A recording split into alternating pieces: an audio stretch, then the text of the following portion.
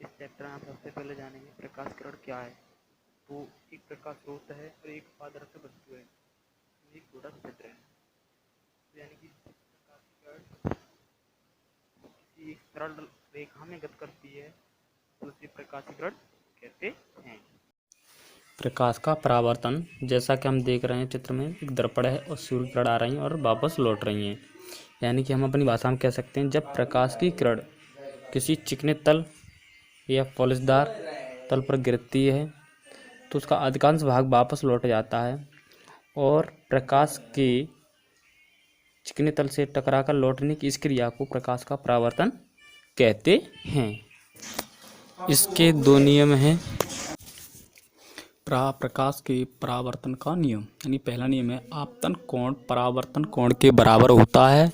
दूसरा नियम, आपतित किरण दर्पण के आपतन बिंदु पर अविलंब तथा परावर्तित किरण सभी एक ही तल में होते हैं। यानी कि आप चित्र में देख रहे हो, जैसा कि बीच वाली जो रेखा है ये आपकी एन यानी कि अविलंब कहेंगे, और जो आई है इसे आपतन कोण कहेंगे, और आर को हम परावर्तन कोण कहेंगे।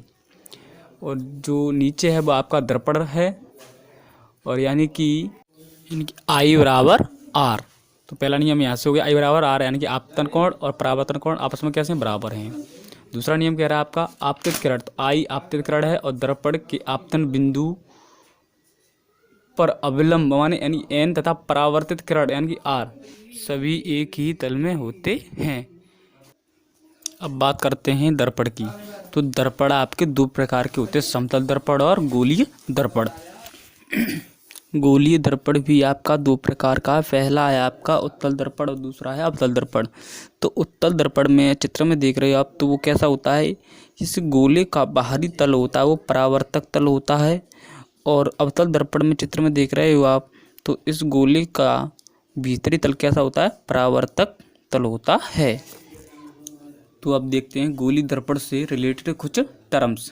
पहला है आपका दर्पण का ध्रुव और दूसरा वक्रता केंद्र और वक्रता त्रिज्या और मुख्य अक्ष और फोकस दूरी।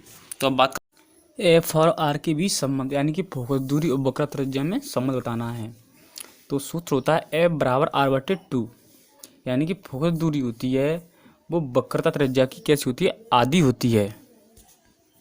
अवतल दर्पण के उपयोग, ऐसे दर्पणों का उपयोग टॉर्च, सर्चलाइट तथा वाहनों के हेडलाइट में किया जाता है। चेहरे का बड़ा प्रतिबिंब देखने के लिए इसका उपयोग शेविंग दर्पणों के रूप में भी किया जाता है और दंत विशेषज्ञ द्वारा इस दर्पण का उपयोग किया जाता है। और सौर भट्टियों में सूर्य के प्रकाश को केंद्रित करने के लिए बड़े अवतल दर्पणों का उपयोग किया जाता है।